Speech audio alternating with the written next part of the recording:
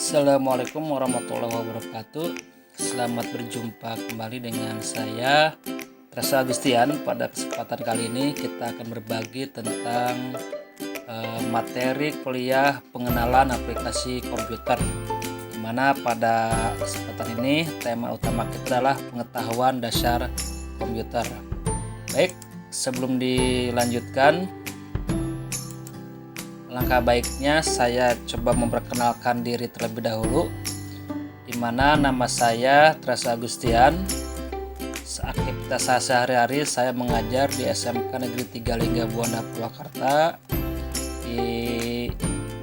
Yang kedua, selanjutnya saya juga mengajar di STMI Karisma Karawang, dan yang ketiga saya mengajar di STIE YPN Karawang.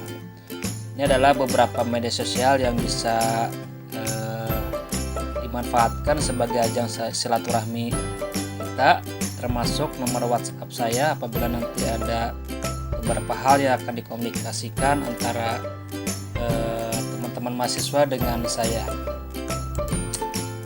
Selanjutnya adalah beberapa buku karya saya yang sudah saya terbitkan. Yang pertama tentang dasar-dasar pemrograman web menggunakan HTML.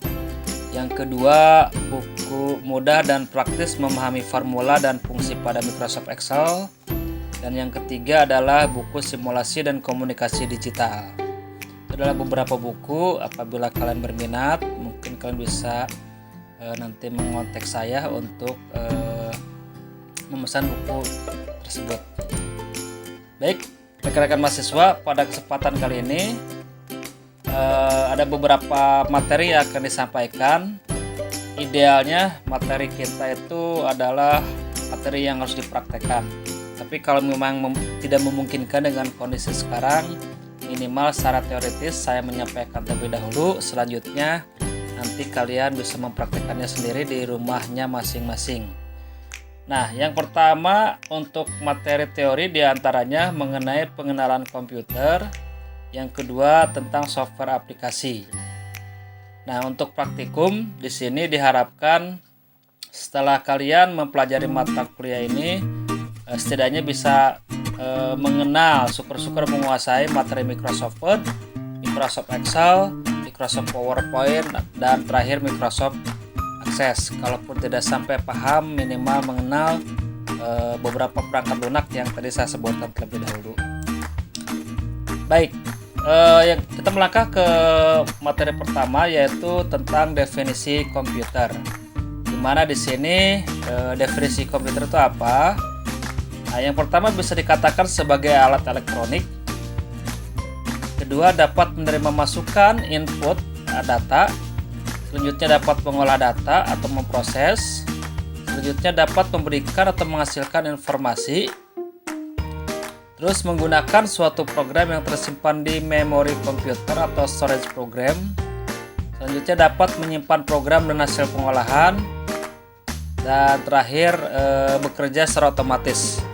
Nah, ini adalah beberapa uraian yang berhubungan dengan definisi komputer. Secara umum saya yakin teman-teman mahasiswa sudah pada tahu, karena yang namanya komputer zaman sekarang ini bukan lagi suatu hal yang bagaimana gitu ya, karena ini udah merupakan kebutuhan untuk mendukung aktivitas kita sehari-hari, baik di bidang pekerjaan, bidang pendidikan, ataupun di bidang-bidang yang lain. Artinya, kalaupun misalkan kita kuliah bukan di jurusan komputer, tapi tidak menutup kemungkinan kita juga harus menguasai penggunaan atau perangkat komputer tersebut, karena untuk mendukung pekerjaan kita atau aktivitas kita sehari-hari.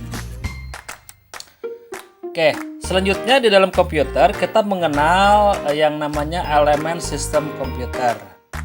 Di antaranya ada yang disebut dengan perangkat keras atau hardware.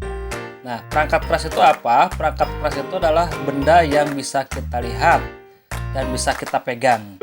Di mana ini merupakan sebagai alat masukan data atau input device, alat keluaran atau output device, CPU Central Processing Unit, tempat penyimpanan data storage device, alat komunikasi atau communication device. Ini adalah contoh-contoh perangkat keras.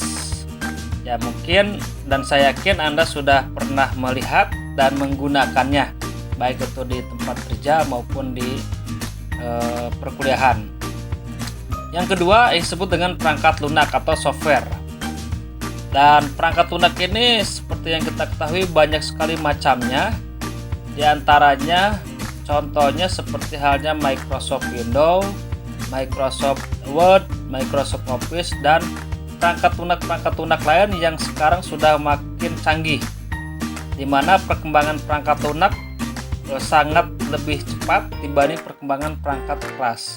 Nah, kedua elemen ini saling berkaitan.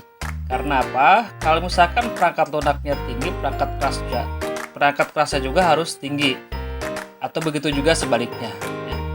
Dan yang terakhir yang tidak kalah penting adalah brainware atau manusianya, di mana brainware itu adalah personil yang terlibat langsung dalam pemakaian komputer, seperti sistem analisis, programmer, operator, user, dan sebagainya.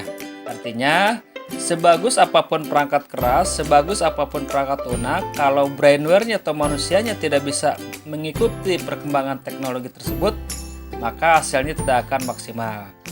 Seperti yang tadi saya katakan di awal, bahwa komputer sekarang adalah bukan lagi suatu hal yang sangat bagaimana gitu, sangat wah, tapi merupakan sebuah kebutuhan yang memang harus kita miliki dan harus kita kuasai ilmunya, karena itu akan sangat mendukung sekali terhadap aktivitas kita sehari-hari.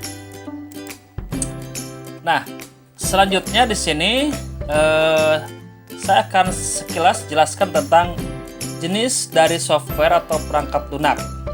Nah, kalau hardware tadi udah dijelaskan di awal walaupun sekilas. Nah, sekarang saya akan coba menjelaskan tentang jenis dari software atau perangkat lunak yang beredar di dunia teknologi informasi. Yang pertama yang disebut dengan sistem software, di mana sistem software ini merupakan perangkat lunak yang bertugas sebagai perantara atau intermediari antara perangkat keras komputer hardware dengan program aplikasi software. Contohnya, yang pertama operating system atau sistem operasi, di mana contoh dari sistem operasi itu ada Windows, ada Linux, ada Android yang ada di handphone kita, ya. Terus antivirus atau hardware driver itu adalah perangkat lunak sistem yang di awal harus ada dulu di dalam sebuah komputer, ya, karena itu adalah sebagai perantara antara perangkat keras dengan program aplikasi-aplikasi yang nanti akan kita gunakan. Nah, sementara application software sendiri atau perangkat lunak aplikasi adalah perangkat lunak yang mengarahkan komputer untuk melakukan proses atau aktivitas tertentu dan memberikan fungsi kegunaan kepada pengguna atau user. Nah, sebelum ada aplikasi software seperti yang tadi saya katakan, sistem softwarenya harus terlebih dahulu ada. Karena aplikasi software atau software aplikasi itu nanti akan menempel di dalam sistem operasi yang sudah terinstall di dalam komputer kita. Oke, selanjutnya ada disebut dengan General Purpose Application Software. Nah, adalah tidak berhubungan dengan aktivitas bisnis tertentu, tetapi mendukung fungsi pemrosesan informasi secara umum. Contohnya spreadsheet atau Excel, word processing atau Microsoft Word, grafis atau multimedia. Nah, ini adalah software aplikasi yang termasuk ke dalam General Purpose Application Software. Selanjutnya ada lagi Specific Purpose Application Software, yaitu software yang digunakan untuk menjalankan fungsi tertentu. Contoh, aplikasi inventaris barang, aplikasi penggajian, aplikasi akuntansi, dan aplikasi-aplikasi lain yang memang di-create atau dibuat untuk menjalankan fungsi-fungsi tertentu. Dan tentunya orang yang meng-create aplikasi ini adalah orang yang memang memahami program komputer, ya. Nah, mungkin bagi Anda yang memang tertarik, itu bisa Anda pelajari lebih detail tentang Specific Purpose Application Software ini. Nah, itu untuk pertemuan kali ini sebagai pengenalan awal dari aplikasi komputer. Nanti untuk lebih lanjutnya apabila ada yang kurang paham, silakan bisa berkomunikasi melalui Google Classroom yang sudah saya sediakan ataupun melalui media sosial ataupun nomor WhatsApp yang sudah saya sampaikan tadi. Terima kasih atas perhatiannya. Mohon maaf apabila ada hal yang kurang berkenan. Assalamualaikum warahmatullahi wabarakatuh.